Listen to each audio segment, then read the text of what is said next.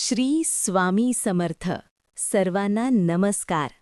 आपण पाहत आहात श्री समर्थ कृपा यूट्यूब चॅनल. आज आपण ऐकणार आहोत गणपती देवांना प्रसन्न करण्यासाठी उपाय. हा व्हिडिओ शेवटपर्यंत नक्की ऐका आणि जर चॅनलवरती नवीन असाल तर सबस्क्राईब करा.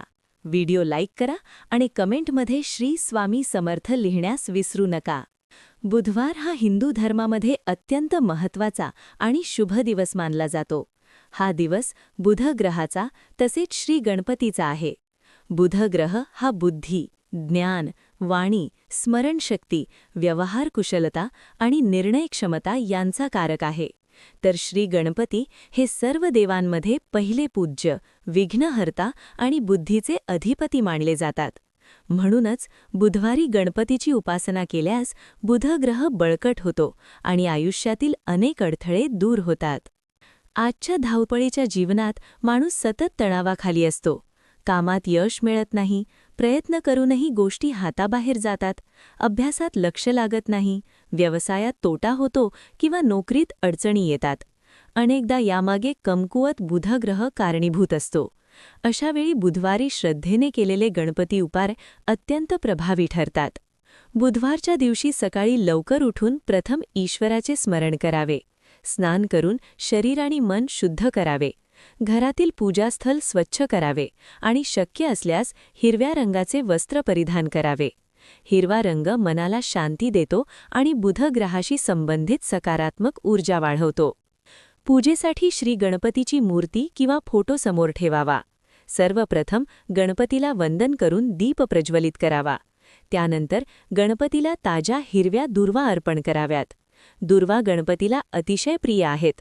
दुर्वा अर्पण करताना मनात कोणताही दिखावा न करता मनापासून आपल्या समस्या, इच्छा आणि संकल्प गणपतीसमोर ठेवावेत.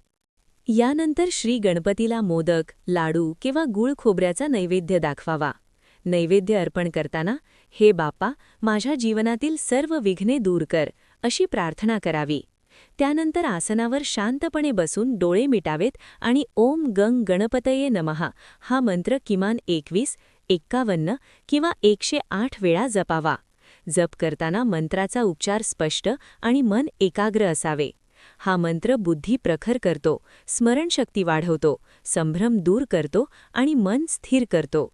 विद्यार्थ्यांसाठी, व्यापाऱ्यांसाठी आणि नोकरी करणाऱ्यांसाठी हा मंत्र विशेष फलदायी आहे. शक्य असल्यास बुधवारी गणपती अथर्व शीर्षाचे पठण करावे. अथर्व शीर्ष पठणामुळे मनातील भीती, नकारात्मकता आणि मानसिक अडथळे दूर होतात.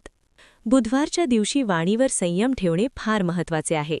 खोटे बोलणे, कटू शब्द वापरणे, शिवीगाळ करणे किंवा कोणावर राग काढणे टाळावे. बुध ग्रह हा वाणीचा कारक असल्याने या गोष्टी केल्यास उपासनेचा परिणाम अधिक चांगला मिळतो. या दिवशी हिरव्या वस्तूंचे दान करणे अत्यंत शुभ मानले जाते. हिरवे मूग, हिरव्या भाज्या, हिरव्या चुण्या, वह्या, पेन किंवा पुस्तकांचे दान विद्यार्थ्यांना करावे. यामुळे बुध ग्रह मजबूत होतो आणि जीवनात प्रगतीचे मार्ग खुलतात.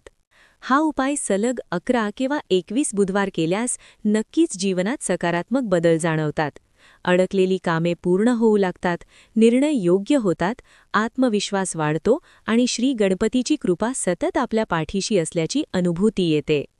लक्षात ठेवा, उपासना म्हणजे केवळ विधी नव्हे, तर ती श्रद्धा, संयम आणि सातत्याची परीक्षा आहे. मनापासून केलेली प्रार्थना कधीही व्यर्थ जात नाही. शेवटी हात जोडून मनोमन प्रार्थना करा.